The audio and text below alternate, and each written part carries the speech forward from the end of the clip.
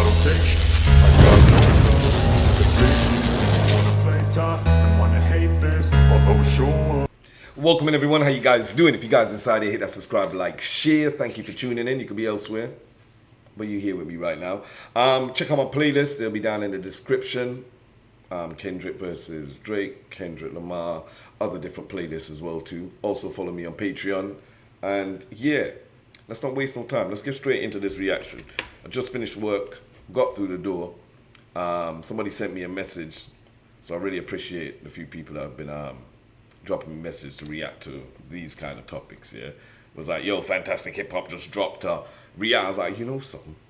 All right. And it's my boy too, yeah. So I'm like, cool, because I think me reacting to these got him into watching them. So when they drop, he don't waste no time. I'll be at work like, yo, fam, you need to. So we here. How Kendrick Lamar just saved West Coast hip hop. Man, saved like a motherfucker, man. Trust me. Let's go, man.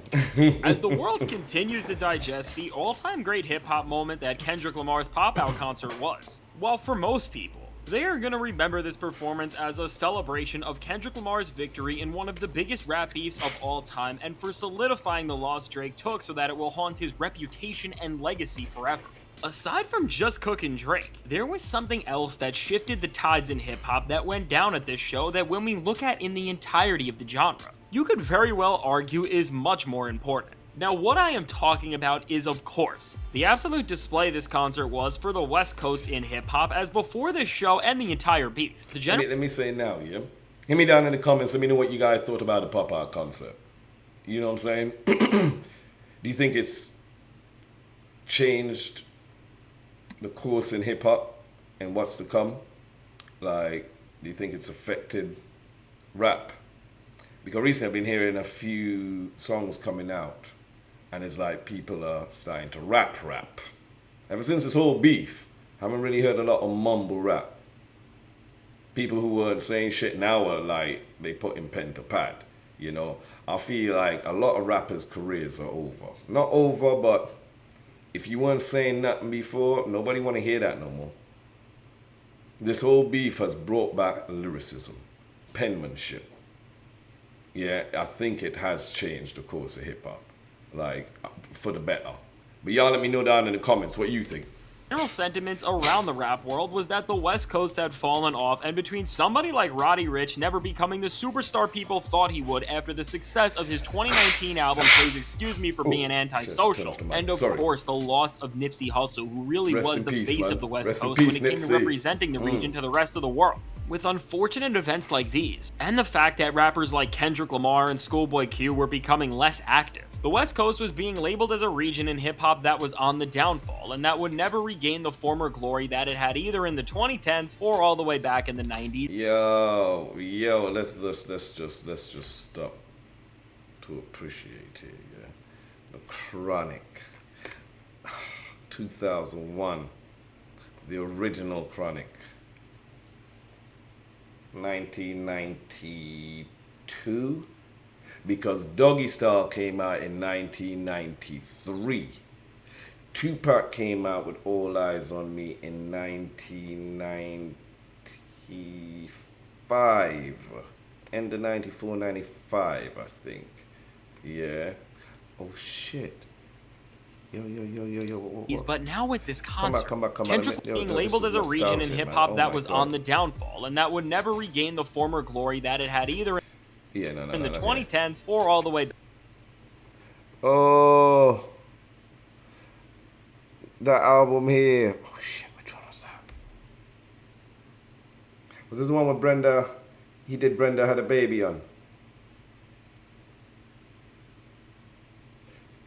That DJ Quick? Yeah, bro. Oh shit, this is... Yeah, let's go, man. This just takes me back. Now, this was my era of hip-hop. This was my era of hip-hop. You know what I'm saying? Like, the 90s. They will never... Oh. This is why what Kendrick is doing now is legendary, because it's reminiscent and takes us back to the old days.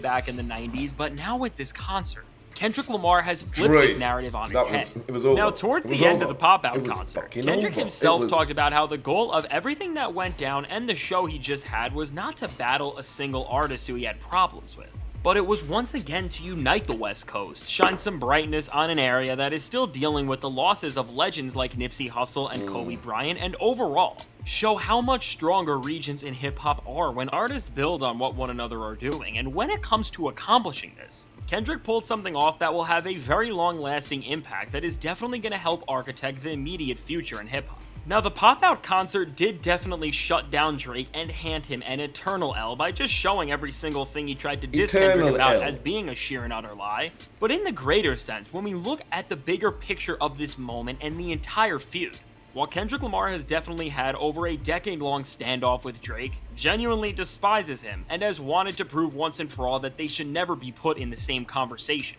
when we look at every step he has taken in this beef, while this is all true, it only seems to be really half of his motivation for doing all this, because while he definitely wanted this matchup with Drake to step over him in this feud for the ages, I think we can put together that he also knew that it would take a musical conflict of this magnitude and scale. So Like, this is what I'm saying, like, on a real note. Yeah, I know this is a long vid, but like, the Drake fans, Drake stans, I just don't understand how you all are still able to be in comments, be on social media, trying to downplay or discredit what Kendrick Lamar has done for hip-hop.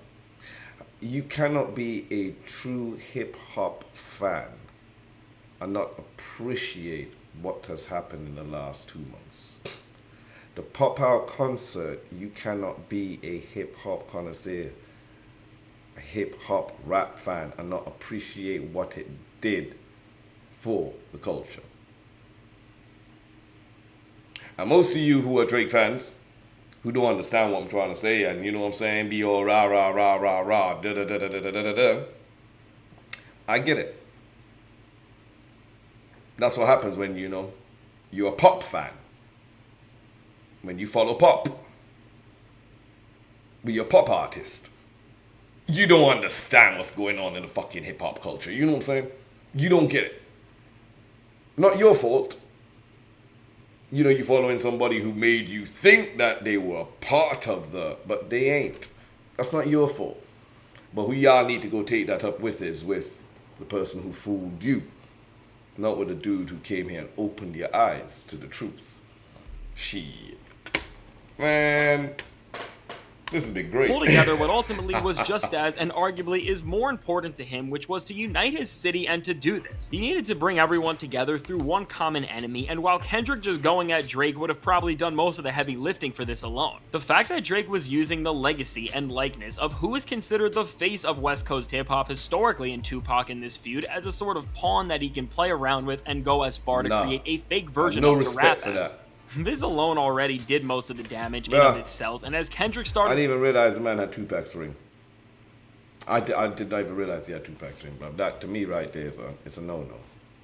That's why when I heard the Tupac voice, I got angry. If y'all could go look in description, check out my playlist, I have all the reactions, yeah? They need some more views, so you guys go check them out.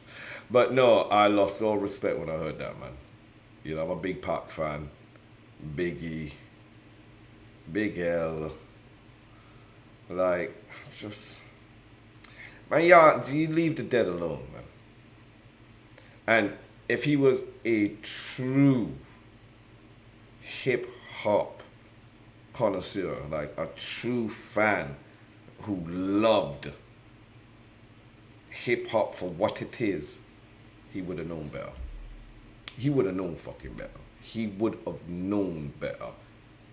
You could put Uncle Snoop on your fucking track, and Snoop is alive.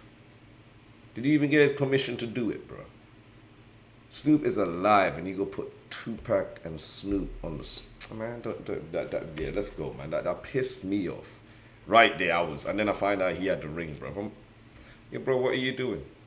This all adds to that culture vulture kind of mentality vibes, yeah? fully firing at Drake. This was the exact angle he built off to call out Drake and use as much ruthless lyrical force as he did on a cut like Euphoria. I mean, just from the line in Euphoria where Kendrick talks about not letting a Canadian disrespect Pac, from the conviction and hostility in his voice alone, a moment like this was able to gain Kendrick the support that he needed to really turn the public against Drake. And overall, when we look at Kendrick's first full-on response track and see that expanding on this angle, Kendrick would go on to talk about how guys like Drake and a lot of the industry does not like the West Coast, period, with some short but very direct bars that really punched in the general disrespect that it felt there was around the region. It only further strengthened this need for everyone in the coast to unite and prove these sentiments wrong. And beyond just this, with Kendrick tapping in with some of the biggest West Coast producers out there during the feud, like with The Alchemist on Meet the Grams, and of course DJ Mustard on Not Like Us, by tagging in all of these West Coast artists right into the feud behind him, Kendrick brought everyone together even more through the connection of their musical ecosystem. And while the names and stakes would have done this alone, Kendrick also making Not Like Us a track that is the spitting image of the West Coast only further solidified this, as from one of the most infectious instrumentals out there from DJ Mustard to the vocal style and flows Kendrick was bouncing through on this track, which were adjacent to the way the one and only E40 raps. Kendrick laid out everything during this beef masterfully to not just get ahead of Drake, but to unite and have his entire coast behind him.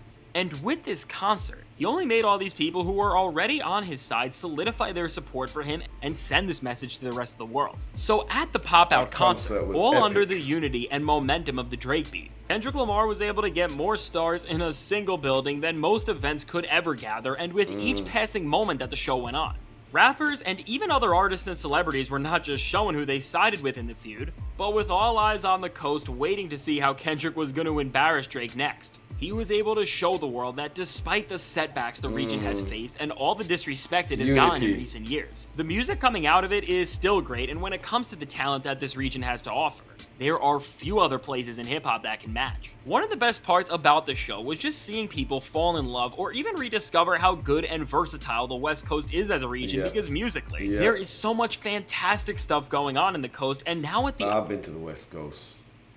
Yeah, Orange County, over the Bay Area. You know what I'm saying? I won't gonna say too much on here, where exactly, but I was up there for a bit, you know what I'm saying? And I fell in love with the Bay. Oakland, fucking love Oakland. Like real talking. I'm not even, just real talking, yeah? Like, don't disrespect the West, man. And I ain't even from there, but I spent some time there. You know what I mean? And had the love for it.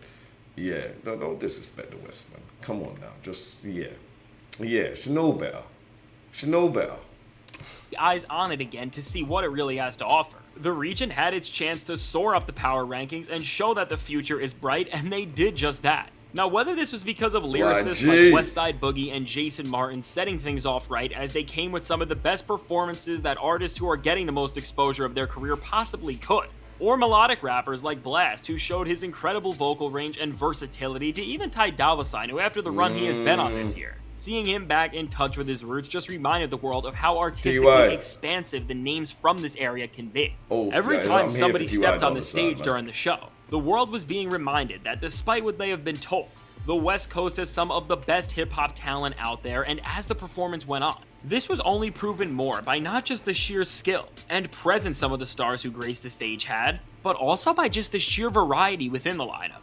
During the Heart of Mustard set, we got to witness one of the most exciting sequences in recent concert history, as we saw multiple artists come on so quickly and just tear the building up. From Steve Lacy, who froze the crowd with his transcending voice, to then the one and only Tyler the Creator, who lit up the building in one of the most exciting moments of the entire night, as in support of Kendrick and the Coast, he played tracks like What's Your Name and Earthquake.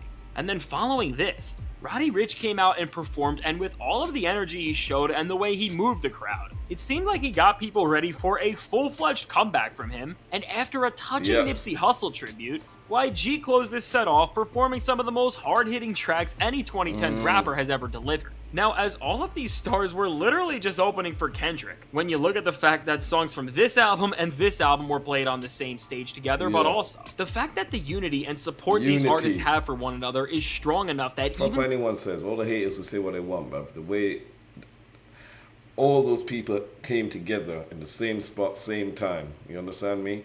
No quarrels, no beef, left everything outside. Yeah, tonight is not about us. It's about hip hop. Hats off, man. Respect to every one of them. And somebody like Tyler the Creator, whose last 2 albums have won Best Rap Album at the Grammys, and who literally just headlined the biggest music festival in the world in Coachella, would do something like this. Overall, just shows this rarely found unified spirit and support the West Coast has for each other that most other regions don't. And during Kendrick's set, this all came together full circle in the most powerful way possible as Kendrick reunited with the entirety of his Black Hippie collective in J-Rock, Absol, and Schoolboy Q. And as these artists perform some of their biggest hits together and rock the stage with Kendrick, it showed that even all these years later, Kendrick's closest collaborators will still be right by his side to support him in his biggest moments. And if this wasn't enough, when Dr. Dre came out and performed Still Dre... This ain't no... They may be on the payroll, but not on the payroll. Like, Drake over there paying people to be his friends. Kendrick over here paying guys so they could pay their bills. Put money in their pocket. You know what I'm saying? Difference, bro. I'm still his boys, though. Day ones. Let's go, man. Dre, California Love, and of course, did the intro for Not Like Us, which in a show of so many highlights still managed to be one of the best moments within it. These full circle moments that were seen during the show, from Dr. Dre to even E40 who did the narration during the concert. All in all, when you see this lineage all coming together, Kendrick was able to make the West Coast the ultimate place in hip-hop right now by uniting so much musical greatness together under one shared spirit, and as a result of this, he ended off the concert with a moment where Kendrick and everybody else from Compton did their own rendition of the To Pimp a Butterfly cover, and with all of these moments that will be remembered for a very long time, culminating through the essence of this one photo. Kendrick has brought the West Coast to a place where it's more unified than it ever has been, and at this point, in this current moment in time where Kendrick is on pace to have the biggest streaming year of his career and may still drop another album. DJ Mustard is about to drop a brand new record led by his single with Travis Scott, Parking Lot, which is dope, and you should definitely check it out if you want to listen to a nice summer banger. Dr. Dre is rumored to release not just a new solo album, but he and Snoop Dogg are working on a sequel to their classic project Doggy Style. Guys like Schoolboy Q and Vince Staples just released some of the best albums of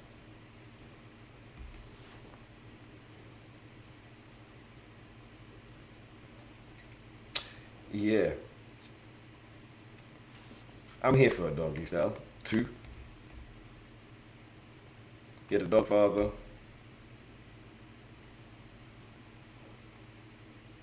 Was there another one? I swear there was a new version to it. But check it out. Vince Staples, the year with their respective records, Blue Lips and Dark Times. Roddy Ricch now has the momentum for a full-on comeback. So many other artists are getting more attention than they ever have been, and are getting ready to release new music after getting so many eyes on them from this massive moment. And younger stars like Baby Keem are crafting their next musical ventures, which could shake up the entire genre. Overall, the West Coast in hip-hop has great artists from the past, present, and future making music right now, and with this shared spirit and unity the region is echoing, that's only ever been felt in a hip-hop region like this in few other moments. It's safe to say that Kendrick Lamar has made the West Coast a musical powerhouse again, and that the region may just have its greatest musical era next. So let me know, what do you think of what Kendrick Lamar has done for the West Coast, and what artists are you most excited to see take over? I can't wait to hear what you have to say, and if you want to see how Kendrick Lamar destroyed Drake in a way that he can never come back from after this concert once and for all, check out the suggested video. Yeah, personally, I'm telling you, I did this video. Yeah, you guys go check out my playlist, man. I did this video as well, too. But what you guys think, man? Like, personally, I think that was a night to remember for the history books. You know what I'm saying? This is one down for the history. And right now, we're not even hearing from BBL Drizzy. We're hearing from academics. Like, he's a mouthpiece for OVO.